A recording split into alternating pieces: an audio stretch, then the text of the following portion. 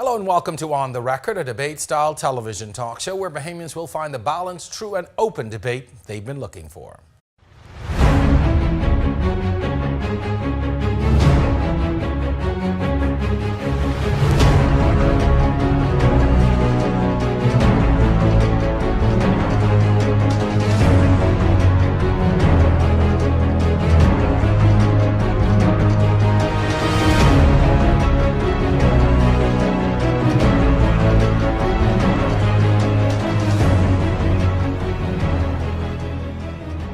For as long as history has recorded, there's always been a problem with immigration in the Bahamas.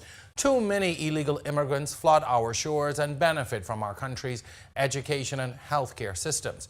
But at the same time, many immigrants try to abide by our country's immigration policies, but are left to wait sometimes more than a decade on the processing of papers of naturalization, leaving them frustrated and hopeless.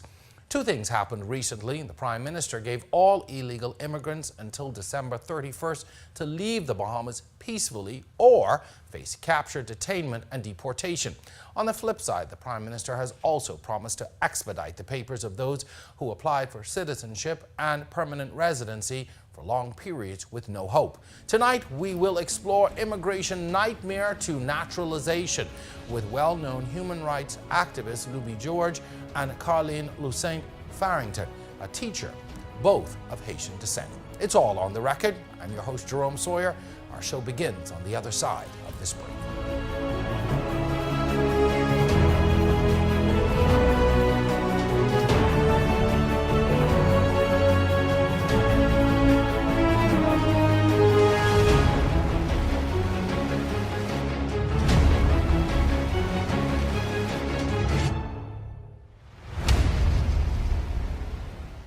On the Record is brought to you by Alive, the nation's newest and best LTE network.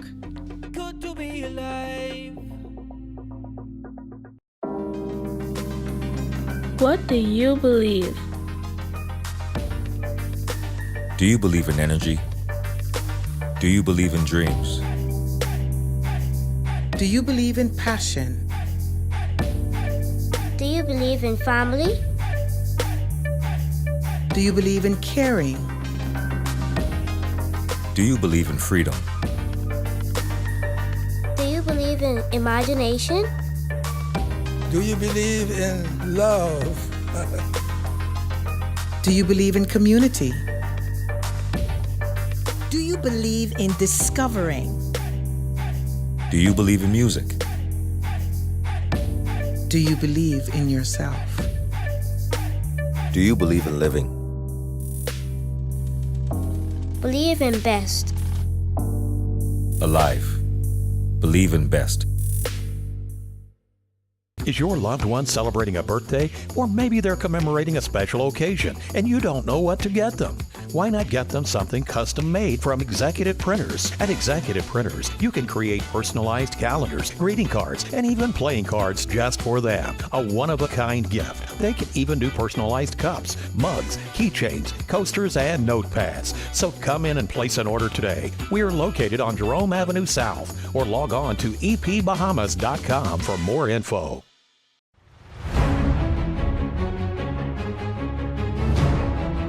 He is straight now, though. But some people, they going through very hard time, and it hurt my feelings to see it like that way. You live here with your family?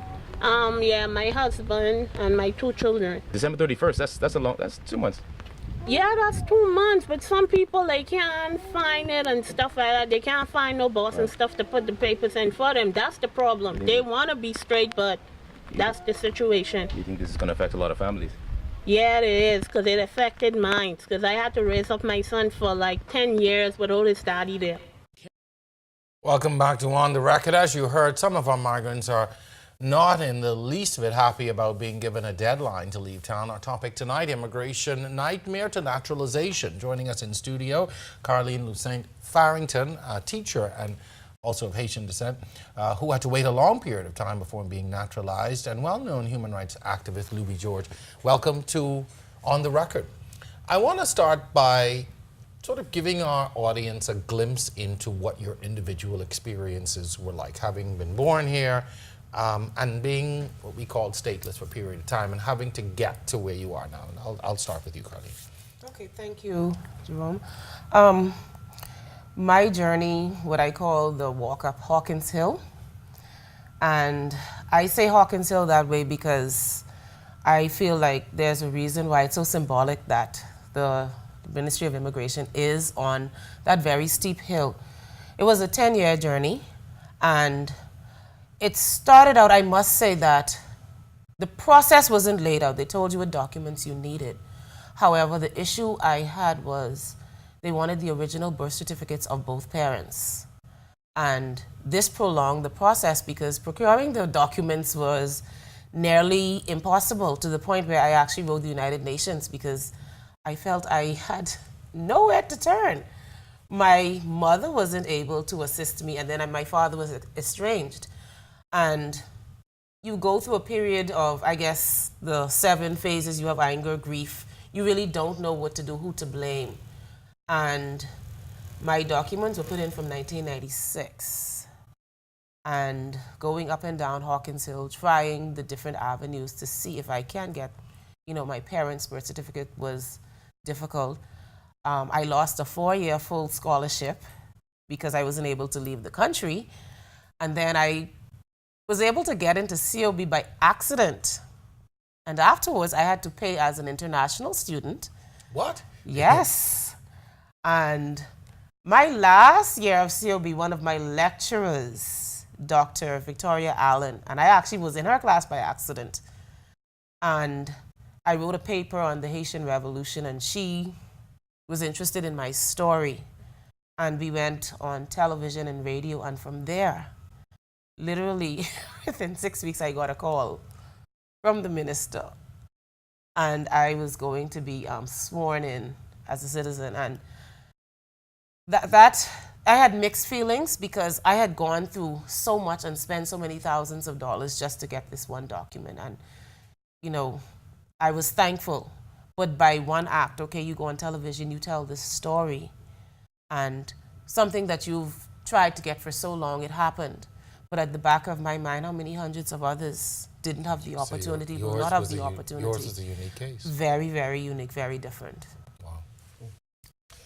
Well, Jerome, first of all, thank you for having me on the show. If you hear one story, it's almost like hearing everybody else's story. Hawkins Hill, the back and forth, having to send to Haiti for parents' documents. And you're talking about parents who would have been born in the 40s, the 50s, and the 60s in a very, poor environment, rural areas. Where there may not even be the documentation. Exactly. You're talking about people who are, being born in their homes in some mountain, in a village where there's no proper hospital or clinics, and so their births are not being properly registered. And so now, as an adult, becoming 18, I'm trying to apply to become a Bahamian citizen so that I can live a normal life and contribute to society. I have to now, as Colleen would have stated, send to Haiti for parents' documents, and in some cases, your parents, are not around. Some parents utilize the Bahamas as a stepping stone to get to the United States, and may leave their kids with, family members or with friends. And so, for me personally, it was a long, drawn-out process. I missed out on many opportunities myself. There's one particular story or incident that stood out to me till this day. Every vacation from school, my mother would take me to Haiti and spend the entire summer vacation or Christmas break in Haiti. And so I built a long-lasting relationship with my grandmother, my mother's mother, in Haiti. And she passed away in 2009. And I was going through the citizenship process at the time, and I went up to the immigration department and I requested some letter that would allow me to travel to attend my grandmother's funeral. And they told me point blank that we don't issue such letters, which was a lie because I had other friends who were issued these letters and were traveling back and forth to Haiti and the Bahamas. And mind you, it hurt me more because I was not willing to tip anybody. I was not willing to do anything under the table because I knew of an individual who grew up in Haiti. Not here. Was born here, but grew up in Haiti, but came back. But he was enjoying something that I wasn't enjoying. And all of my life, I was here. You know, I have a brother, you know, who missed out on other opportunities himself. My girlfriend, who is now a doctor here, saving lives in the Bahamas. She missed out on scholarship opportunities herself. I hear it all the time. Yeah. When you heard of the Prime Minister's announcement, one that, you know, all illegal immigrants have until the 31st to leave country, and then followed by, we will put some things in place to now expedite this process for those who have been waiting years and who are entitled to that opportunity or entitled to that citizenship. How did you feel? What did you think when you heard it? I smiled inwardly, sarcastically, because I have, through my process of applying for my naturalization, I sat down with 2 ministers of immigration from both major parties and have been told it's a volatile situation. So politicians tend to be very cautious when dealing with it because the country is divided. It's a very emotional and high-charged issue, and that's a big kettle of, you know, worms that they don't wish to open. What I would have wanted to hear was, what are these things that are going to be put into place? Because right now, the policies, yes, the Constitution is the law of the land. There are policies that are put in place. Not everybody's aware of all the policies. Anyone who has applied for naturalization knows that you would learn about the process as you go through. You know, it's a trial and error thing. Until you are finished, then you learn some things that weren't laid out. So I would have wanted to hear what plans are there to mitigate and make this whole issue much easier for those who actually have a right to citizenship, because that is something that needs to be dealt with, and it needs to be something that's realistic. You were looking for specifics? Yes. Did you think, here we go, more of the same? To a certain degree, yes. I had mixed feelings about it. My whole thing is I'm not too interested in hearing about the ideas. I want the plan. How is this going to work? What timeline? You know, when can we expect the independent immigration board that is going to look at citizenship and permanent residency? Don't just say it, but tell us, when is this going to come out? You know, how is it going to roll out? But, you know, mixed emotions, because on one hand, I kind of agree with the idea where persons whom are not residing here illegally, that they should be processed the right way, and that they should be repatriated. And those who have a right to be here, i.e. persons who were born in the country, that, you know, their process should be expedited. I always wonder, and I've asked myself time and time again, when you see these mass repatriations and you see your own people being rounded up, detained, deported, what kind of emotions does that evoke in you? How do you feel when you see this happening? And you see it happening in mass illegal Haitians, to a certain extent, some Jamaicans, other people from Caribbean countries, while other nationalities seemingly go unchecked. For me, Jerome, to tell you the truth, it hurts because they're family. It hurts.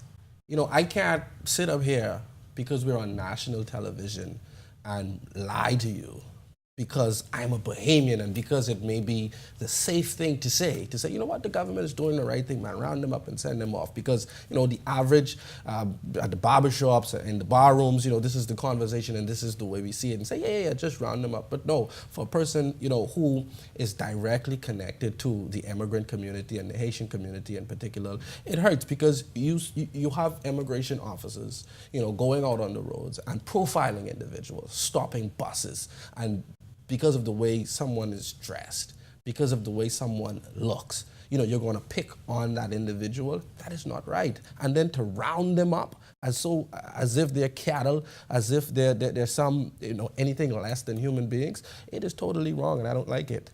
It hurts. Do you think the process lacks dignity? Just before we go to I do think so. I feel differently from when I was a child, because I remember, and this is in the 80s, in the days of roll call.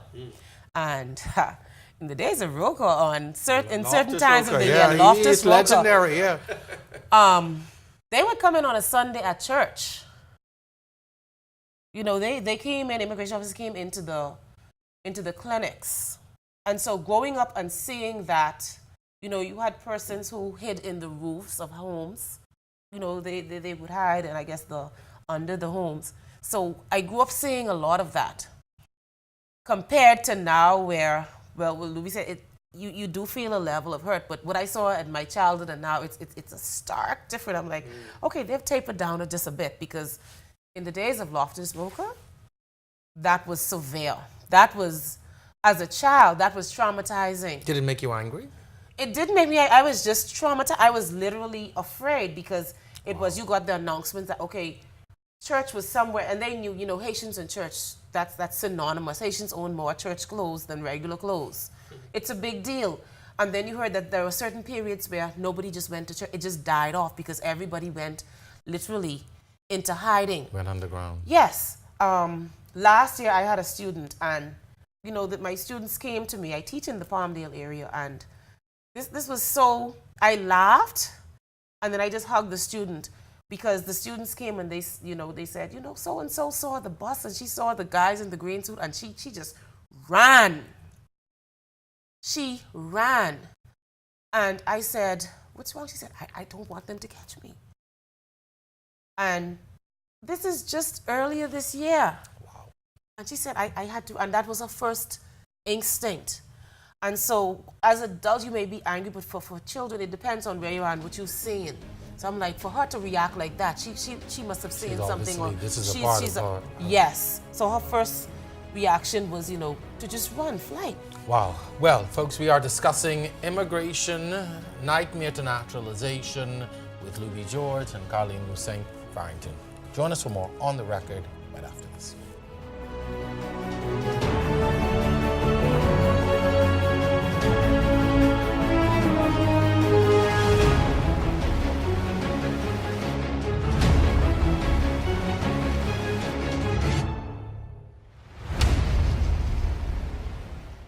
On the Record is sponsored by BAF Financial. BAF for life. I'm free to live my life, yeah. Free to be me, yeah. The way I wanna be.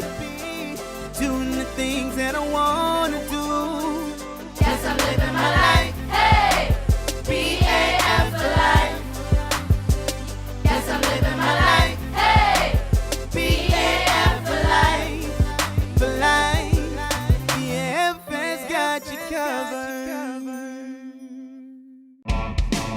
Get in the game with NFL Sunday Ticket from Rev TV. You'll get every game every Sunday afternoon in crystal clear HD. That's over 220 football games for the entire regular season. Plus, NFL Sunday Ticket gives you that died and woke up in football heaven experience when you include NFL Red Zone, a channel dedicated to every scoring play from every game and all your fantasy football teams. Get in the game with NFL Sunday Ticket. Call 601-8992 today. Play with Island Games. We making dreams come true.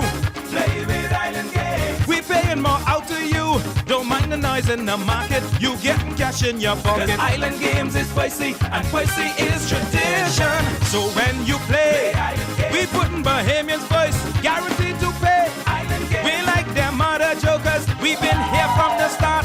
From the bike to computer. Island Games. We gonna make your dreams come true. We playing with Island Games.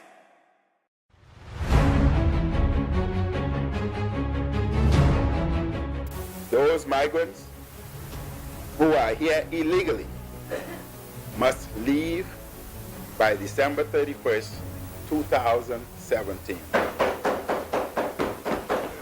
After which, they will be aggressively pursued and deported.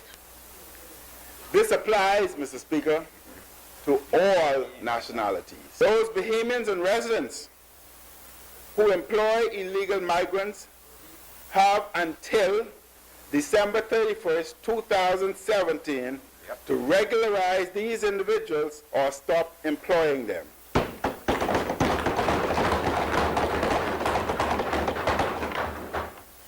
I implore immigration officers to execute their duties in a professional and humane manner. Those who illegally employ such migrants are legally liable and they will be prosecuted. You're watching On the Record. Welcome back. The Prime Minister has spoken. Illegal immigrants have until December 31st to get their affairs in order and leave town. He also sends a message to all employers of illegal immigrants: get their papers in order or face prosecution. As our discussion continues, in essence, thrown down the gauntlet and said this is what will happen. Do you get a sense, or let me back up a bit before I get to that. Is the Haitian immigrant population handled differently from every other immigrant population? Most definitely.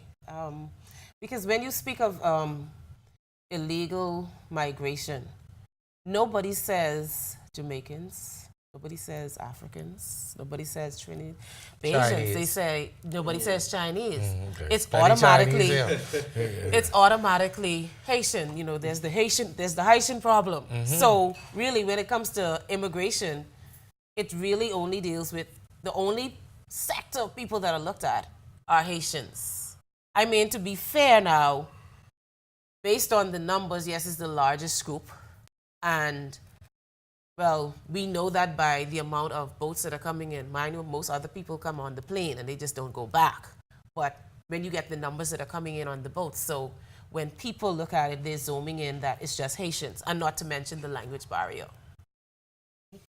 Definitely, Haitians are treated differently.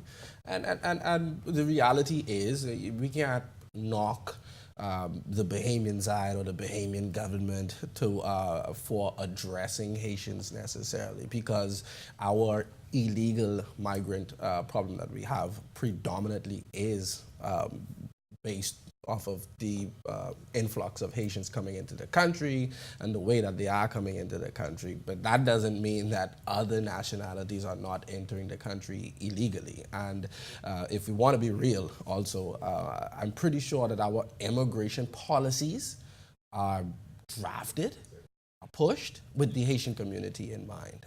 I'm pretty sure of that, because after the Prime Minister made this announcement, I'm not sure if by December 31st he's going to do so, but he visited a Haitian church. Why did you visit a Haitian church? Are you going to visit a Cuban church? Are you going to visit a Chinese church? You visited a Haitian church. Why? Because you needed to speak to them, because you know that you were talking to and about them.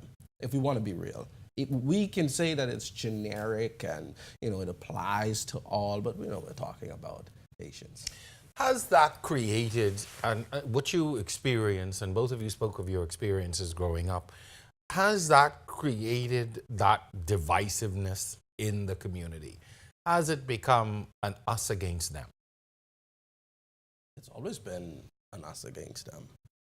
It has always been an us against them, which is unfair.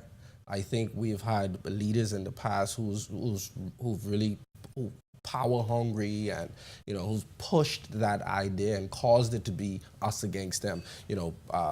Was unemployment rate out of the roof? Blame the immigrants. Crime is out of the roof. This is not Bahamian culture. Some persons came here and they came with this criminal culture, and so Bahamians now we're against crime, and we want jobs. So who do we blame? The foreigners. So it becomes this us against them thing. I agree, and it is learned behavior. I cannot, seeing children on a daily basis, and even growing up, I've never been as a child, but I've heard friends being called, with your Haitian self. Because when they get mad at you, that is supposed to That's the hurt. go-to. That is the go-to, because that's the lowest and worst thing that they can call you, And when my mom used to tell me, she said, when Rowdy comes, they're going to tell you about your Haitian self. Your mother told you that? Yeah, she said, yeah, they're going to tell you about it because you can be good friends. And when you grew up, I grew up half of my young life in Mason's Edition. And people will come and they're going to eat the food. Mommy, what you cook? And they're going to eat. 2 days later, Rowdy come, you need to go back where you come from. And you laugh now, but Yeah. Even as an adult now, I'm still seeing it happen. I look at my students in my class, and when you call the student's name, and it's something that is supposed to hurt for the Bahamians because it's like a status thing. I am better than you because I am Bahamian. And for the Haitian student, you know what? I don't want to cause any trouble. I just want to blend in. I don't want anybody to call me any names. I've seen students cry because somebody called them. They'll call you Haitian with your Haitian self. So I said, well, they're just stating facts. Somebody called me Haitian one time in my adult life. So I said, okay, with your Bahamian self. And they didn't know how to respond. So it's a learned thing. And from their young, you have this division. Now, we can come together for some things. There's the love of Haitian food, the music and whatnot. But then when it comes down to the blame game, the Haitians are the go-to scapegoat. Because when it was crime, there was the Zopound. Yeah, they're bringing in their gangs, they're bringing in their culture, and there's the voodoo and the witchcraft. All of this comes into play. So there are so many, things that can be blamed on them. It's very convenient to just say, well, it's the Haitians' fault. When we look at sort of where we have evolved to in terms of a country, do you think enough is being done to bring the cultures together? It's a question I always put to people. You go to other countries and you will have a Chinatown, you'll have a Little Lady, you will have a Little India, but do you think we could ever get to the point where the Haitian culture is recognized and celebrated on that level? Absolutely not. And why not? When you've seen, I don't know if you saw, when they had Haitian Flag Day. How dare they fly their flag in somebody else's country? Absolutely not, because the role of the Haitians is to know their place in this country. But we go as Bahamians to other countries and fly our flags. Yes. And we have festivals. But I'll continue to your point, though. Yeah, but and I wouldn't say it would be unfair to say that it's all, but there is a sector of Bahamians. The Haitians just need to know their place. This is the Bahamas. This is our country. You need to know your place. You clean the yard, you clean the house. There are certain things that Haitians do, and you need to stay within that realm. You don't have anything to celebrate because, I've seen comments, I've heard people, if your country is so great, then you should stay, you should go back there. So I don't foresee that right now, where there's going to be this whole appreciation and celebration of Haitian culture. Not so much. I've seen a growth of it in the Haitians, the Bahamians of Haitian descent, because they're now clinging to that. They want to learn more and whatnot. Because if you tell me I'm Haitian and you're pushing this on me, let me find out more about it. Let me, we're more than just both people. I think after the advent of when Wyclef Jean had come out, it was like, ooh, finally there's something good. Something good came out of Haiti, something positive that we can celebrate. And that was a unifying time because everybody was into the Fugees and stuff like that. And it was cool for a while to be Haitian during that period.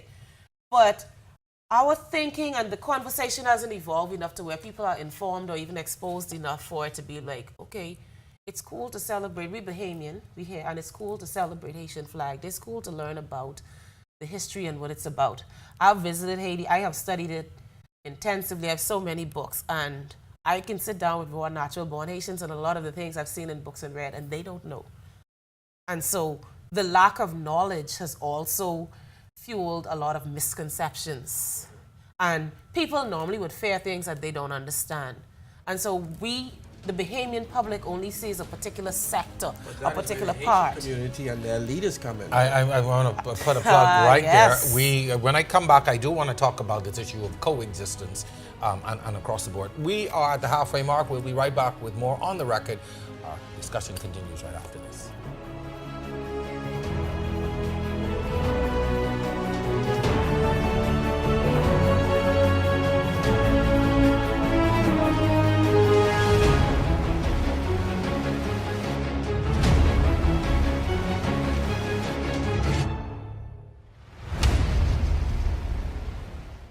This segment is sponsored by Percy's Island Game. Play with Island Games. We making dreams come true. Play with Island Games. We paying more out to you. Don't mind the noise in the market. You getting cash in your pocket. 'Cause Island Games is spicy and spicy is tradition. So when you play, we putting Bahamians first. Guaranteed to pay. We like them other jokers. We've been here from the start. From the bike to computer. Island Games. We can make your dreams come true. We playing with Island Games. Yep. I got you. I really appreciate you helping us out. No problem, buddy. Yeah, but thanks for helping us more.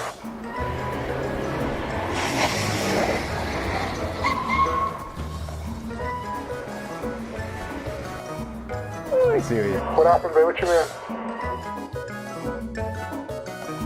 Our news weekend has moved to 7:30. I'm free to live my life, yeah. Free to be me, yeah. The way I wanna be. Doing the things that I wanna do. Yes, I'm living my life. Hey! BAF for life. Yes, I'm living my life. Hey! BAF for life. For life. BAF has got you covered.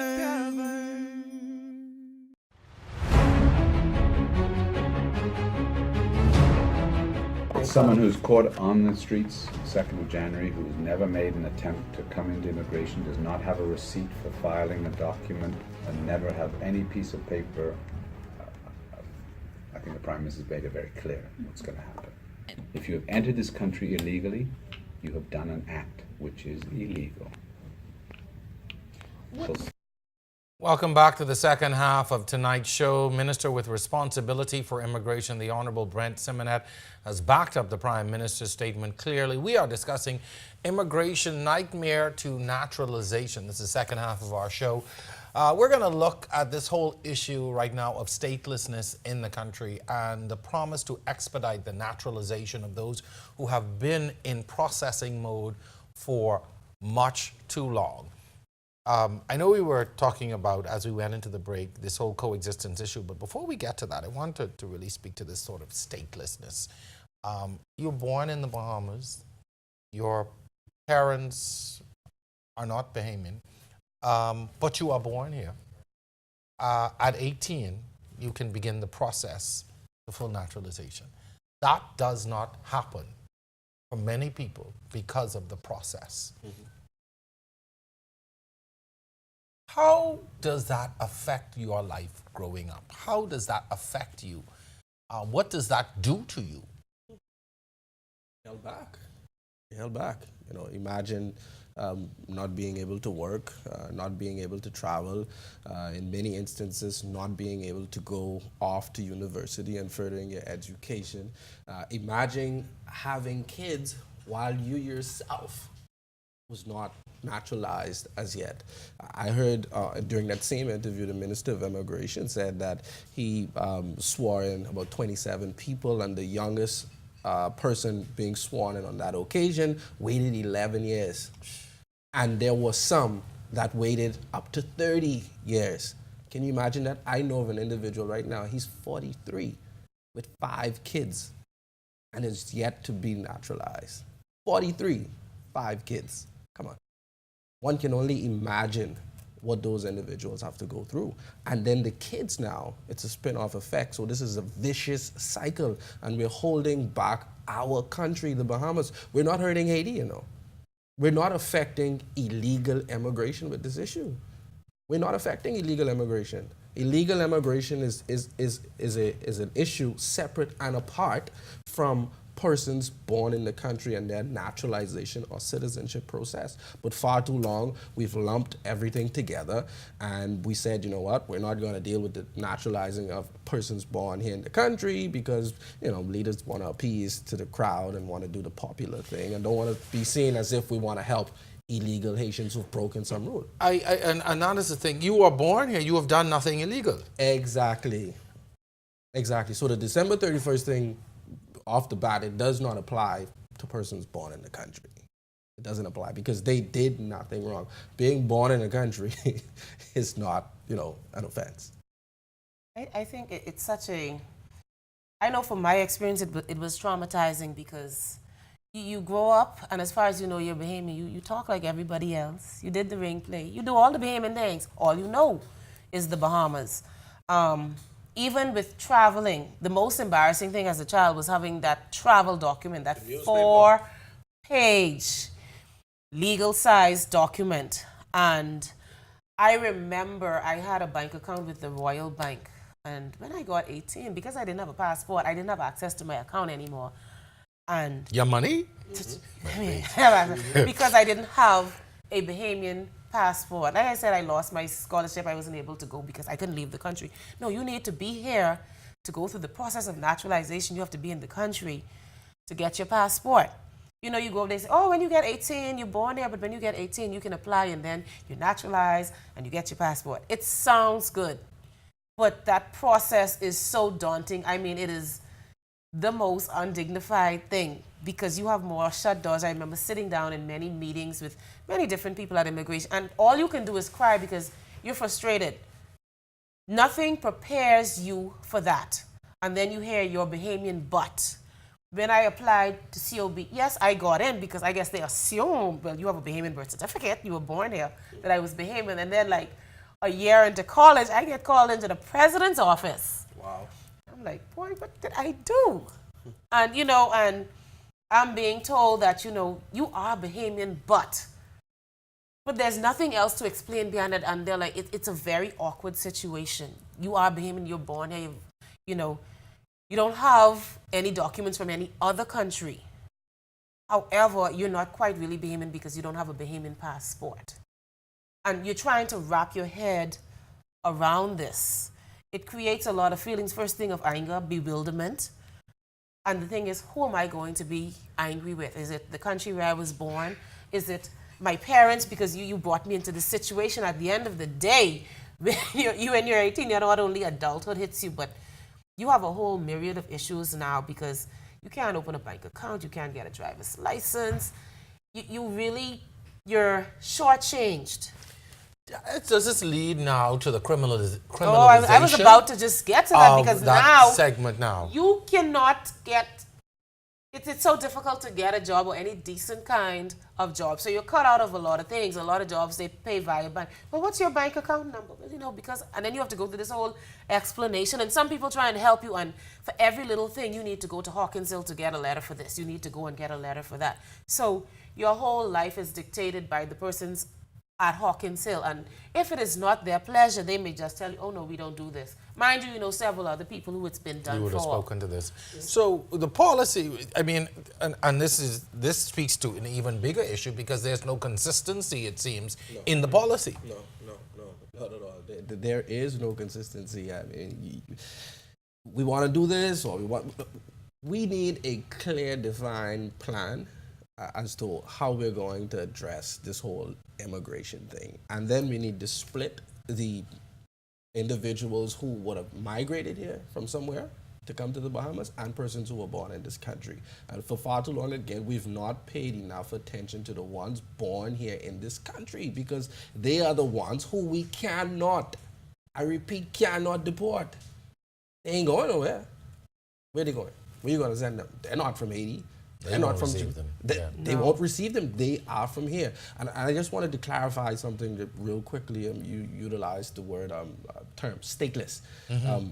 Persons like myself and Colleen, we would not have been stateless.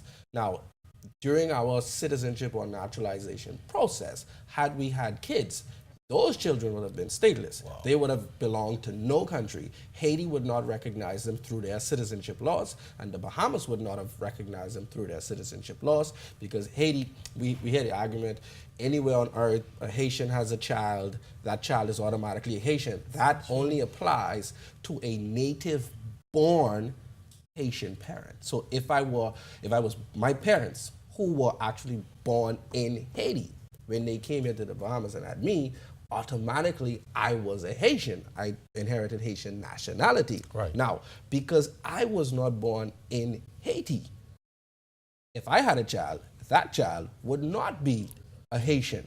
And because of our citizenship laws, I'm a foreigner, that child would not be a Bahamian. If you, either of you or both of you, were white and born to parents who were Italian or English and lived in Lyford Key or lived in out east, would your experience with immigration be different? I believe so. I believe money talks in our country. It's money and color? Money and color talks in our country. Because you've seen where you've even had persons from the Haitian community who applied and in 1 month got their citizenship. Yes. We've heard the stories of people. I had this young lady, a good friend of mine, she said she got hers in 2 months. Why? Because the country wanted her to run or to represent the country because she was, athletically gifted. So if you're not that, then certainly money talks. And so there is the possibility for persons to get their citizenship and to be sworn in a timely manner, It's just that, So it does exist. It does exist. It does. Think about it. Think about it. During election cycles, citizenship. Come on now. All over the place. So it says it can be done. So why do we wait until election cycle for thousands of people to be sworn in, and they could have already been sworn in? So it can be done. So it can be done. But even with you saying during election cycles, one of the things that I found out, I always questioned, okay, citizenship is approved in Parliament. Okay, when do you approve it? Well, there's no set time. It's when, okay, we have the time. At the cabinet level. Yes, at the cabinet level, but there's no particular time frame, or it's not anything that, okay, after we've gotten through certain things, is then. And so if we don't get through it, then it just doesn't happen that often. That is one of the issues. Also, if you are born of Haitian parents, okay, you got Haitian nationality, that doesn't automatically mean you have Haitian citizenship. You had to have been, based on the Haitian Constitution of 1987 that was ratified, you had to have been residing in Haiti for 5 years for their citizenship. So, okay, you're first born here, you're Haitian, and you have this, but you can't really do anything there. You cannot do anything significant there because you're not a citizen. It is really, it's not just by heritage, but you needed to be living in that country for at least 5 years. And if you're out of Haiti, if you're a citizen, you get a citizenship through naturalization, and you live out of Haiti for 3 years, that is revoked. Interesting. So, both of you have spoken to wanting specifics or wanting to hear a plan as to how this would happen. What are some of the things that, given an opportunity or given the opportunity, what are some of the things that you would like to see happen and things that should be in place? well, I think, like Luby had said, you need to separate the illegal migrants from the descendants of Haitians. Separate those, and then you're going to do strategic plans for either sector. For one thing, there are things in place where you know when persons are illegal. Somebody has children here. If they had 5 children, they have been going to the clinics. There are ways that we can track people. So a lot of our policies, there are things in place, but nobody is checking. So if nobody is doing their work in the background, then people are going unchecked. You hear people say, the Haitian community is just blossoming, it's growing, and it's going unchecked. No, who's doing the not checking? So policies are in place. Somebody ought to be responsible. They're going to the clinics and documenting things. And going to school. Exactly. Because if you're registered at a school, there are certain documents that have to be brought in. That is supposed to go to immigration so that they can know, so that they can have a census of how much. I know as a teacher, we have to say how many students we have from various nationalities. So why are we compiling all of this information if we're not using it? So checks and balances need to be done on that. The part of the descendants of Haitians, I wouldn't say that that's clear-cut, that's easy, because you have the Constitution, they have a right to it. But there needs to be tabled and laid out, okay, this is the process for everybody, this is what's needed. Now, one of the things, I know it's really iffy, but that birth certificate issue, that is very, very, very difficult. Because I know for my mother and my father's birth certificate, like I said, I had to write the UN because I was at my wit's end until I found out, that, well, the Haitian documents are really processed in New York. So if you come from those mountainous towns where they're not recording births, then, okay, you're stuck. And after a person has lived in a country for so many years, when I got my passport and I was on the radio show, and a gentleman called in, and he was in his late 40s. He'd never left this island. He was born here. His mom migrated to the U.S., so he didn't know who she was, so he had no documents, but he was not granted Bahamian citizenship because he had no documents. All he had was his birth certificate. There are some cases that, you know, there are some variables. There need to be some kind of bend because that's not that person's fault. They were left here as a child. Their parent was allowed to leave. They went through the whole Bahamian system. Oh, you're going to be 47 all your life. You've never even left this island. You've never been to another island, but yet you are not Bahamian. So there needs to be where we're looking at each situation, certain situations, case by case, because it's sort of sticky on that end. But everything does need to be labeled out.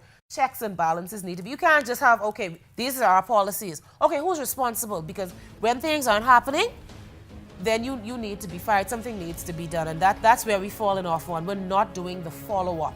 So we're just lumping everyone together. I do want to get on this one. We've got to take a break. We'll be back with more on the record.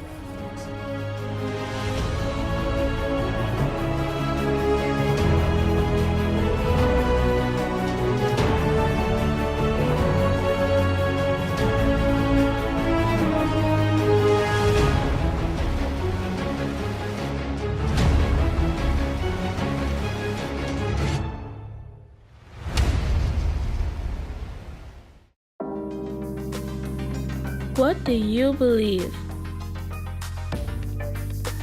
Do you believe in energy? Do you believe in dreams? Do you believe in passion? Do you believe in family? Do you believe in caring? Do you believe in freedom? Do you believe in imagination? Do you believe in love? Do you believe in community? Do you believe in discovering? Do you believe in music? Do you believe in yourself? Do you believe in living? Believe in best.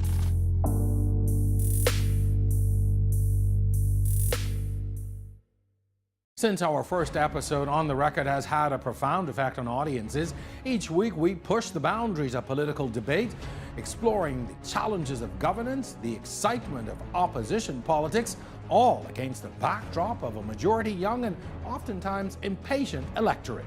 You are the expert here, yet you've done nothing. You appear to have no plan. And from the time man has been on this world, men have been making mistakes. God realized that's why he make hell. Well, wait a minute, sir. This is a benefit of being an independent juror.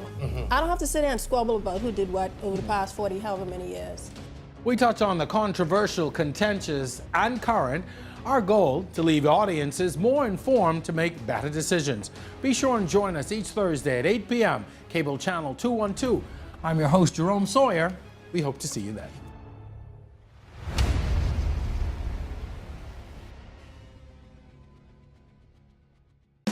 Play with Island Games. We making dreams come true. Play with Island Games. We paying more out to you. Don't mind the noise in the market. You getting cash in your pocket. 'Cause Island Games is spicy and spicy is tradition. So when you play, we putting Bahamians first. Guaranteed to pay. We like them other jokers. We've been here from the start. From the bike to computer. Island Games. We can make your dreams come true. We playing with Island Games.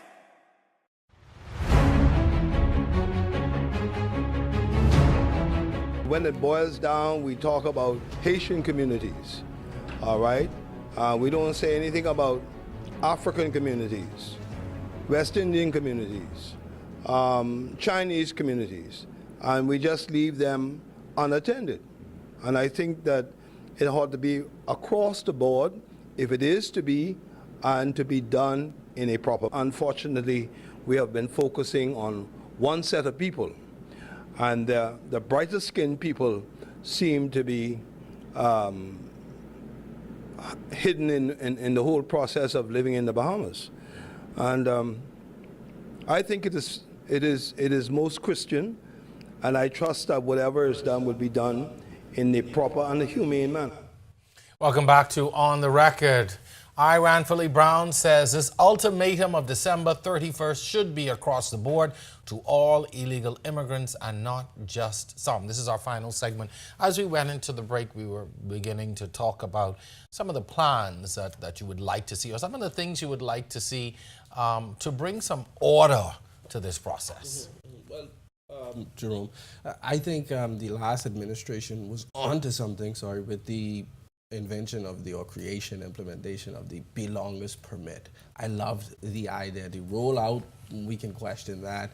The time, for example, the belongers permit, I think it expires after a certain number of years, and it's for minors. I agree with that, because I initially would have loved to see persons born in this country, irregardless of your parents' legal status, to be granted permanent residency off the bat, and that does not expire. But because we know that there are certain rules that govern the process for permanent residency, that's why I say I agree with the belongers permit. I think the belongers permit should be given to every single child born in this country to a foreign parent, and that belongers permit should never expire until such time as you are sworn in as a Bahamian. That would allow them to be able to go to school. It would allow them to travel, to open up bank accounts, to live normal lives. Do things that a normal person should exactly. So, in country. Exactly. So, but as we have it now, the belongers permit, at least one of your parents have to be legal in order to apply for this belongers permit. And I think that should not be. And let's just say you have a belongers permit and it doesn't expire. Let's say one of your parents become illegal now. Their work permit expires and the parent is picked up and is deported. You still, under the Constitution, have the right to apply at the age of 18 to become a Bahamian citizen. So where I was deported with mommy, at age 10, I have my belongers permit. Upon reaching 18, I can go to the Bahamian consulate with that, along with my birth certificate. I can now buy a plane ticket and return to the Bahamas legally as an adult and go through the naturalization process. Do you think enough is being...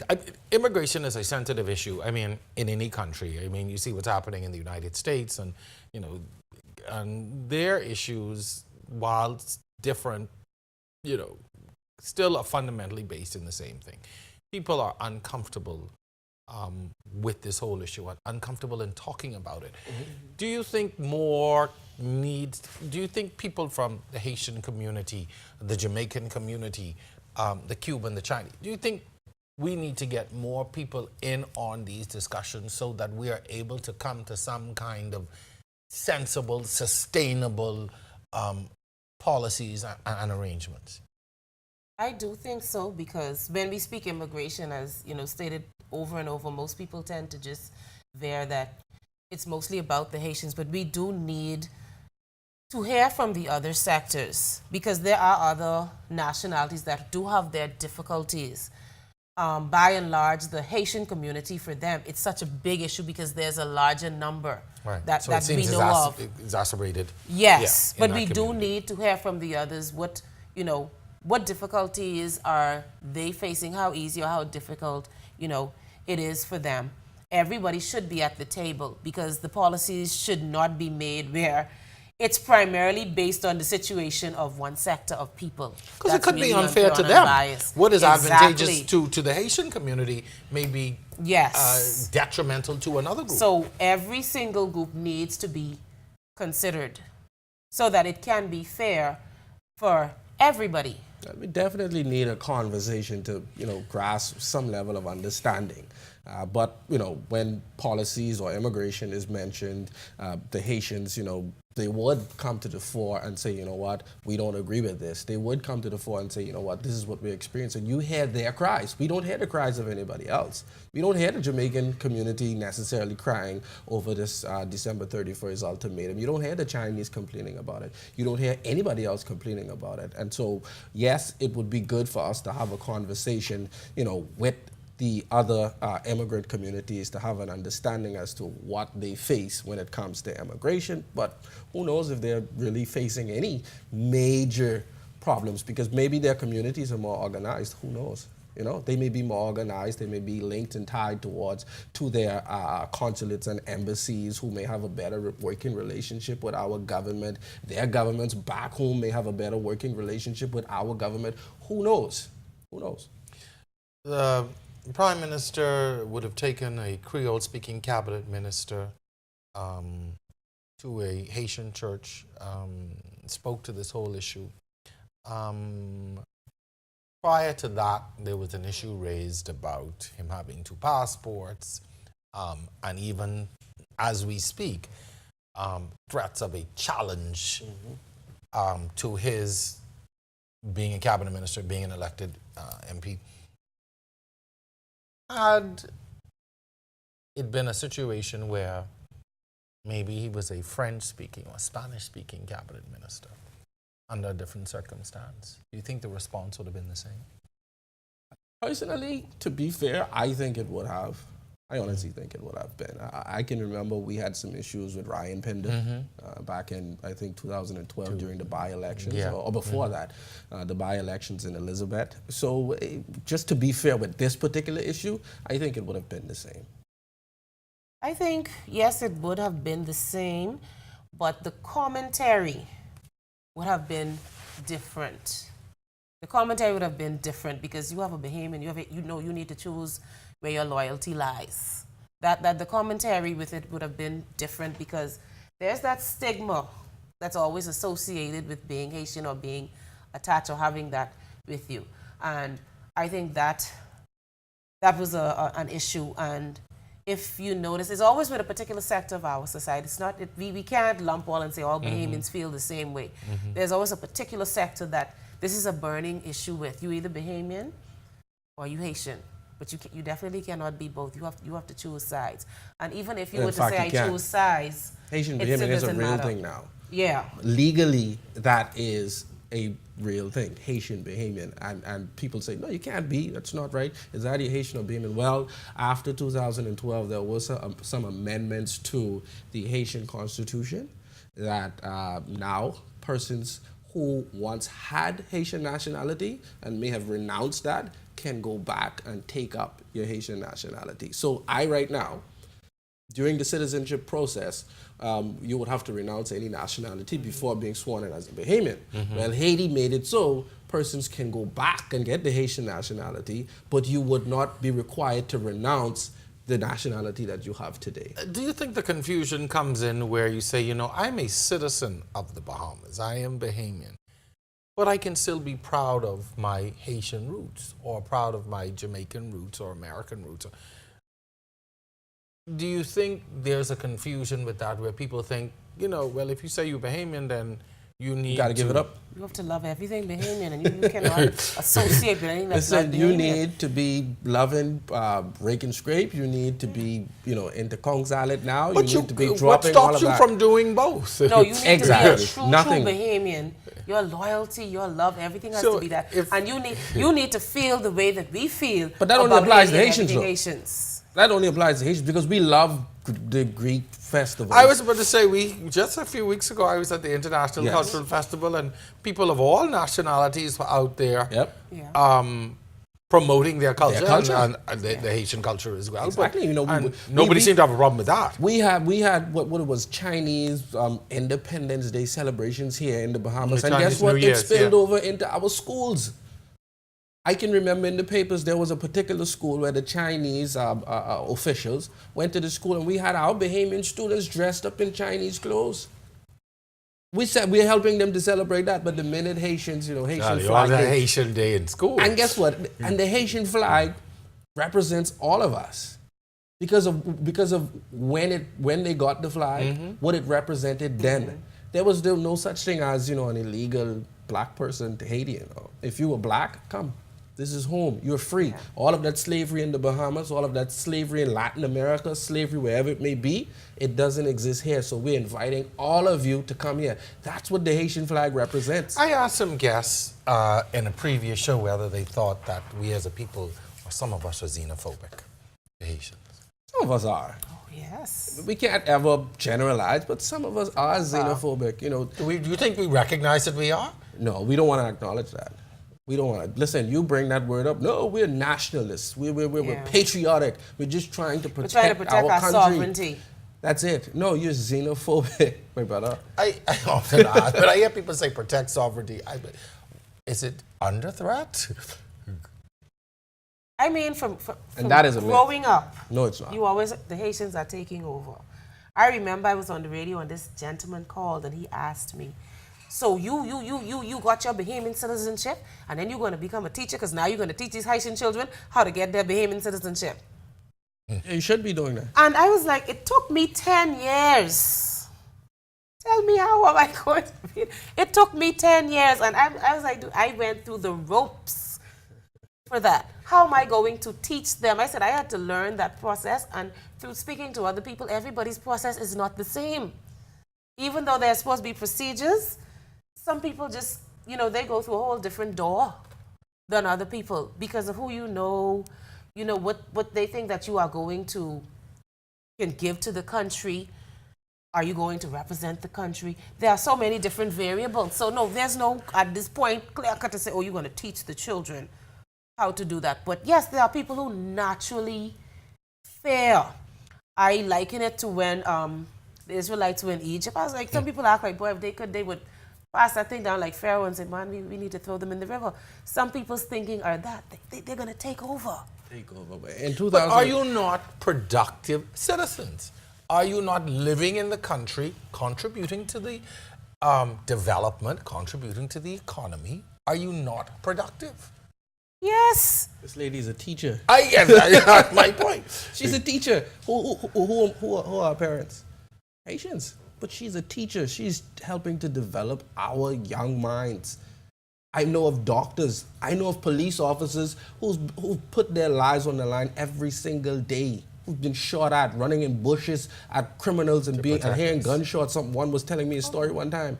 You have doctors again who are literally saving Bahamian lives every day. And we got to wrap up here very quickly, but is it a case, though, where people are ashamed of their past and do things to hide it and not properly represent or not properly celebrate who they are?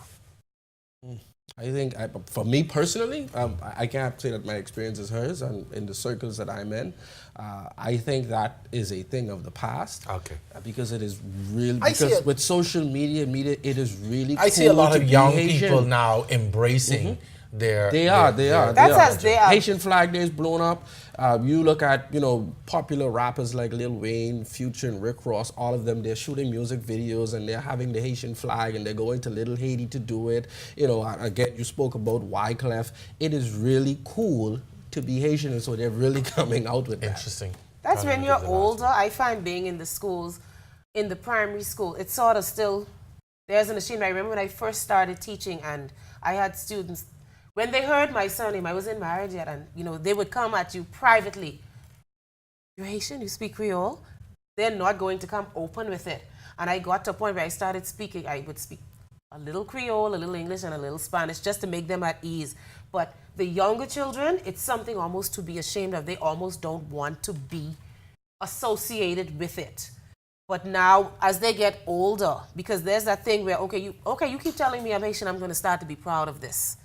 And yes, social media, they're seeing out there, oh, there are good things about Haiti. Well, we like America.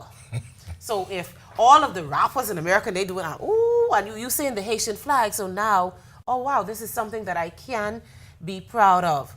And this is a good step, but there's still so much more to be done because we need to look at the humanism of the whole process. Yeah. That is very, very important. And hopefully that is going to be the takeaway at the end of the day from all of this. Listen, folks, thank you so very much for joining us here tonight. I have thoroughly enjoyed this conversation, and I hope that this begins a national dialogue. And I always encourage people to try and leave the emotions out, and let's have rational discussions and address the things that we are faced with. I mean, unfortunately, we only have one country. Fortunately, too, we only have one country, and so we really have to find a way to coexist no matter who we are. So, folks, thank you very much for coming tonight. I hope that you have enjoyed our show. Special thanks to our guests, Louis George, Carleen Lusing Farrington, my producer, technical staff, and of course you, the audience, for watching each week. Join us for more On the Record, same place, same time next week. Once again, I'm your host, Jerome Sawyer. Good night, everyone.